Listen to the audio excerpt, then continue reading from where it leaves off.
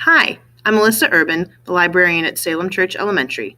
Welcome to Break Out of Your Comfort Zone with Breakouts. I'm here to talk to you about breakouts and how they can enhance your teaching experience at all levels and in any subject area. If you're wondering why do breakouts, it's a great way to incorporate the 4 C's of collaboration, critical thinking, creativity, and communication all in one activity. It also allows you the opportunity to differentiate to meet the needs of all of your students.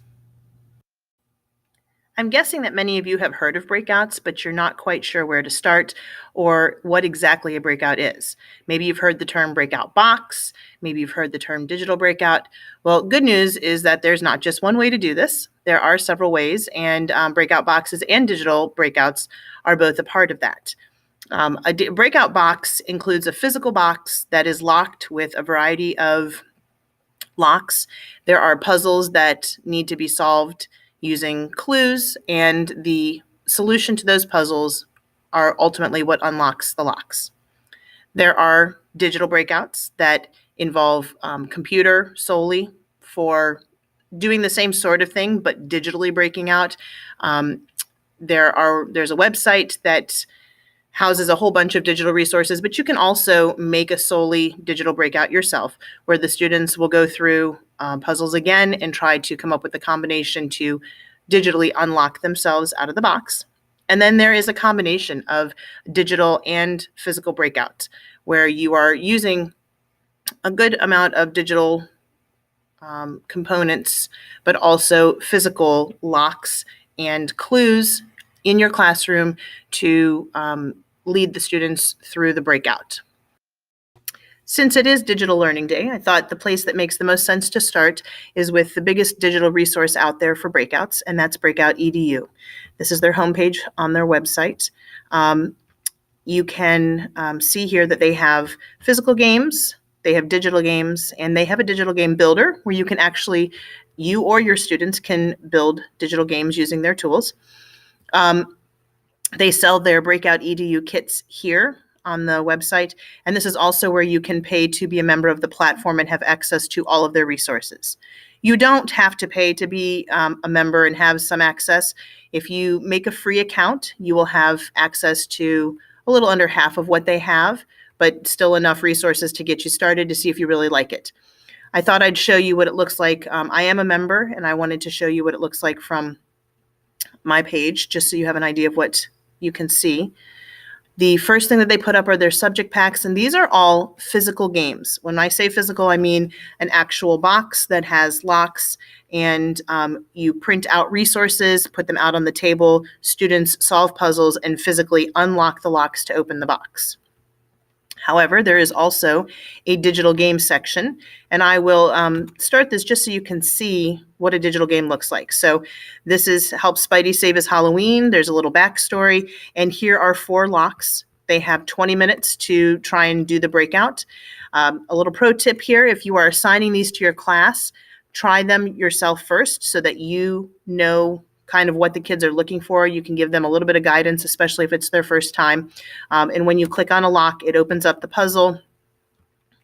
And typically they have to enlarge it to be able to see a little bit closer, and then use the clues. So this is a directional lock, and they have to figure out what the combination is and click submit to see if they have the right combination. If they do, it turns green and it brings them back to the home screen of the breakout.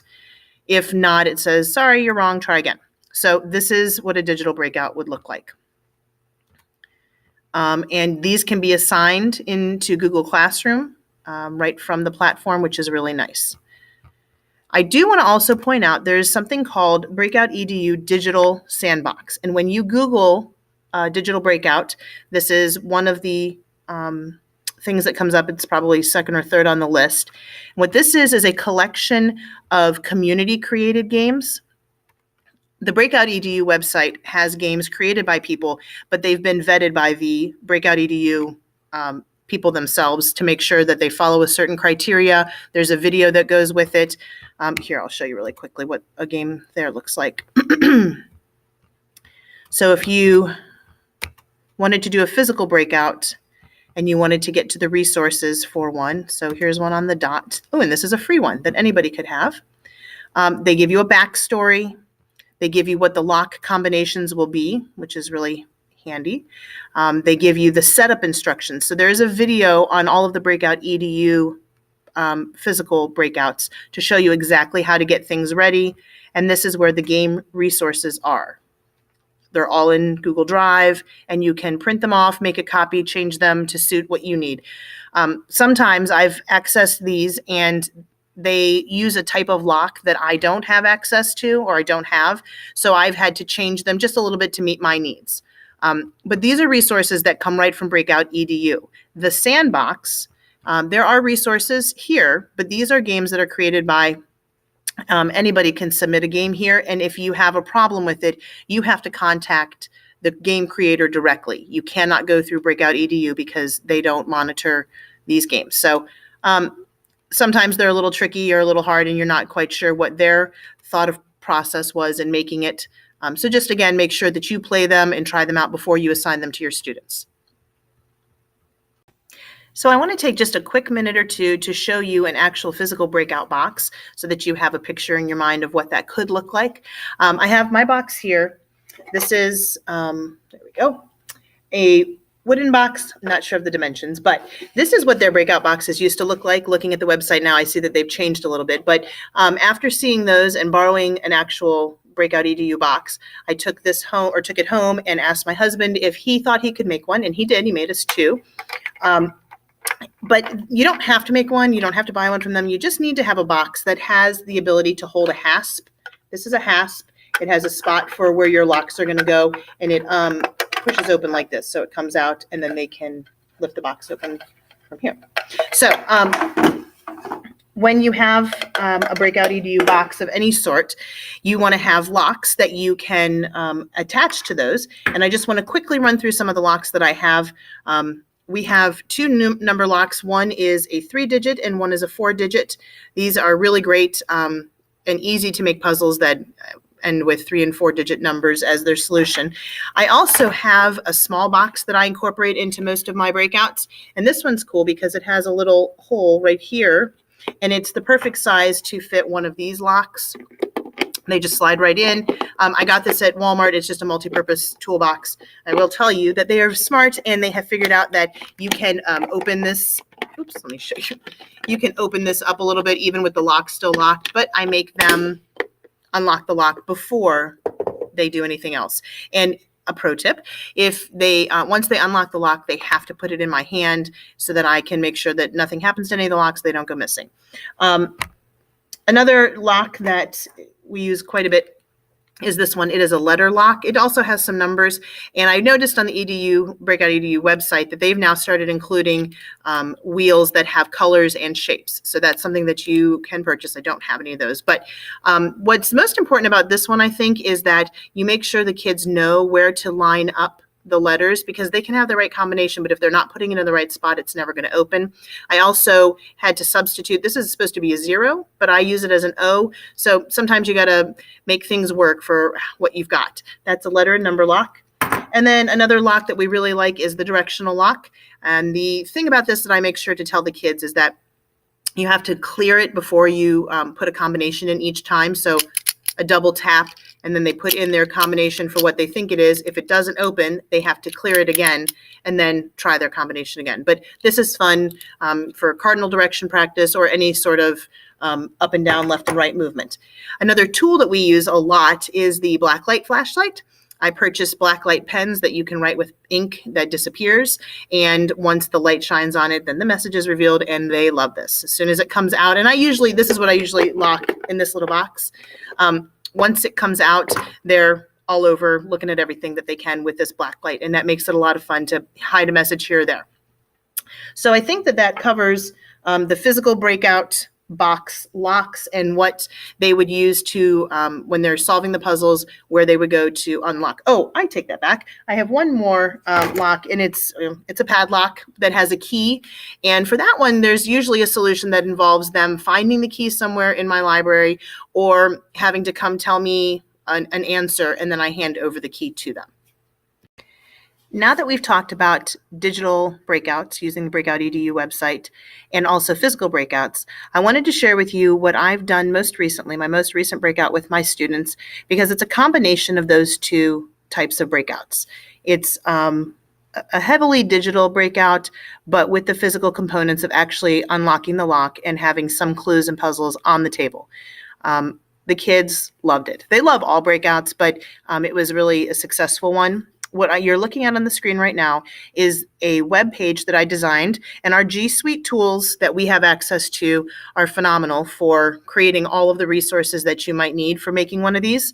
This is a Google site, and the students had this out on the table. I had 2 laptops out when they came into the library, and the website was pulled up on those, plus the box itself with all the locks on and some of the puzzle, well, the pieces to the puzzles that they needed to have access to for solving. I did bring them to the rug and put this up on the Promethean board first and talked with them, because this is the first time we've done a breakout that relied so much on the computer. And I wanted to show them that they were going to have to navigate. This is their homepage with the backstory. It tells them what they're working for.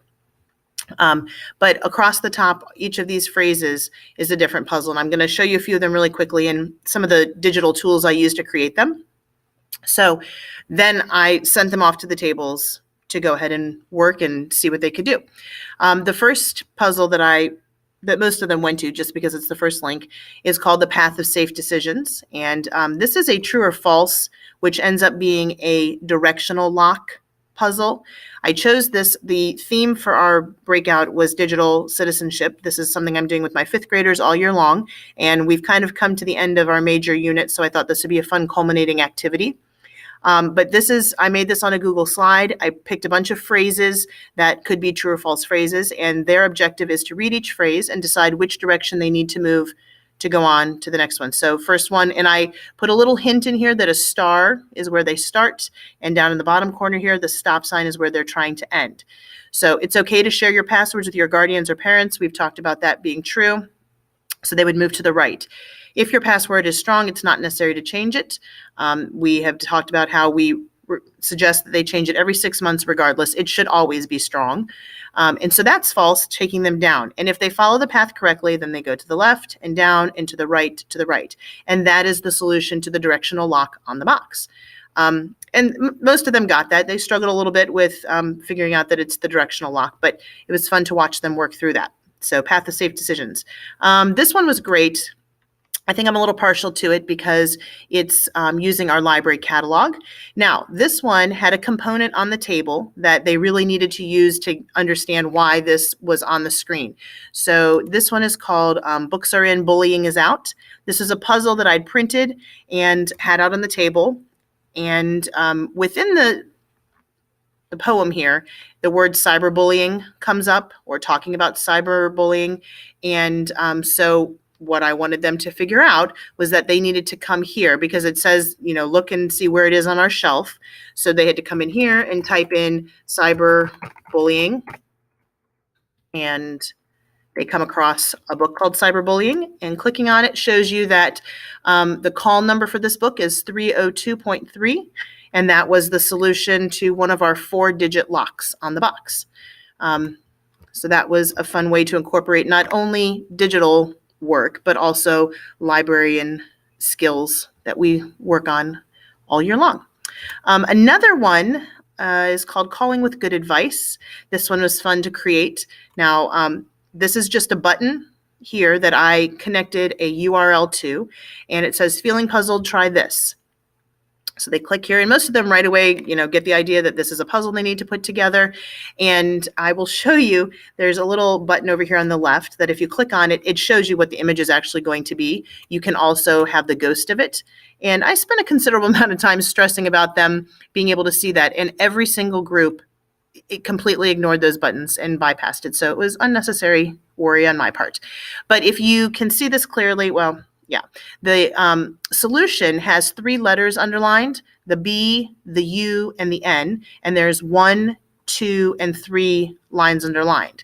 So then they had to figure out, going back to the table here, or back to the website, excuse me, there's a phone, and the number pad is connected with a letter. So B is 2, U is 8, and N is 6. And I put 1, 2, and 3 lines underneath those letters to kind of push them in the direction of that's the order in which they need to go. So 286 was the 3-digit solution to one of our locks. Then another one that was also fun to create was I think before I act. And this has a great digital tool. On the screen for them is another short poem that talks about short messages that digital citizens need to be careful. Be a smart cookie, find the one that's okay, the others ignore, they're not what you should say. Well, on the table were these printed out, and they were 2 individual pages here. These are I fake messages, text messages, conversations I created between 2 people, and there are 4 of them altogether. This is one long conversation, and this is another long conversation. So 2 screens it took up. But of the 4 conversations, 3 of them have a conversation that does not go in a direction that a good digital citizen would. For example, this one is about copying music that has been downloaded and giving a copy to somebody else that has not paid for it.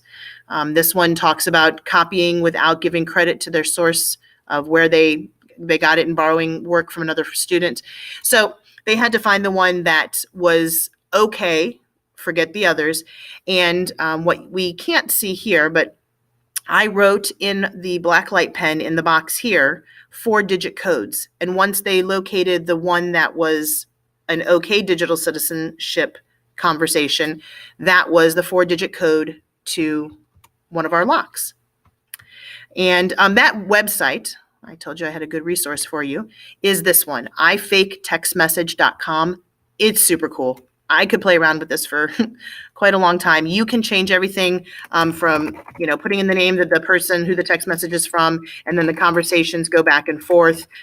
You can switch sides, but also you can do things like change the battery level. You can figure out the signal strength and the network. You can be Sprint, Verizon, AT&T, whatever you want it to be, connection type. It's really cool. And then this one here, the settings, I always change it. Instead of saying I fake text message, I make it iMessage so it looks legit. And then this is the send button.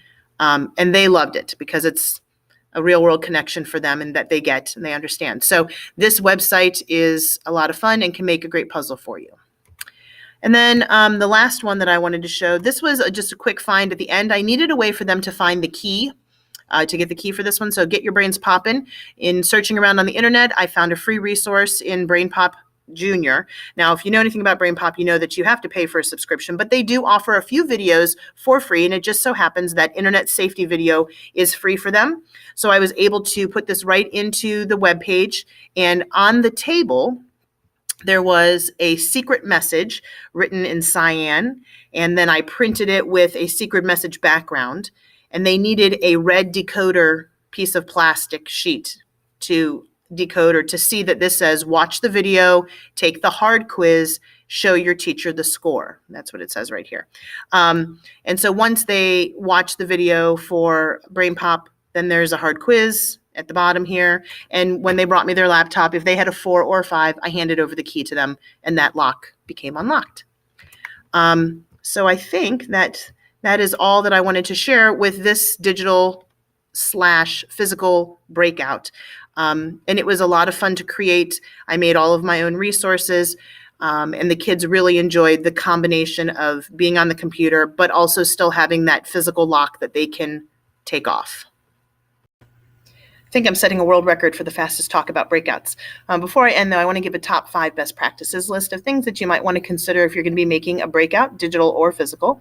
Number 5, have your endpoint in mind, what skill you want them to be reviewing. This isn't great beginning unit material because they really need to have some background knowledge to do well and to be able to solve the puzzles. And also think about the locks that you have so that when you're creating a puzzle, you know what kind of solution you're looking for.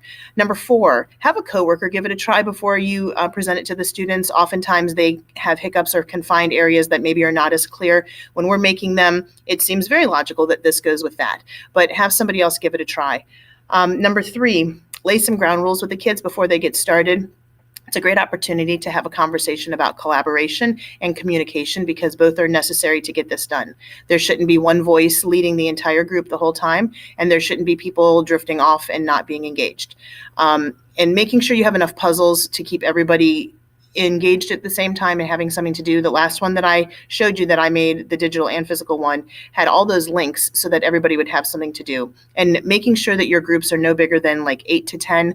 That last one I had 12 kids per group, and it was a stretch. So you might need another box if you have classes that are larger than 23 or 24. Number 2, stay organized, keep track of your things. I have everything labeled A and B, all the pieces and all of my locks. That way I know when I go to put it back together that I have everything accounted for. And number 1, be brave. Take a chance. It seems overwhelming to get started, but you can do it, and your kids will be so engaged, they'll be begging to do another one, and it's really fun to watch them go through the whole process. If you're interested in any way, reach out to your integrator. They're there to help you, and they're eager and excited. Thanks for watching.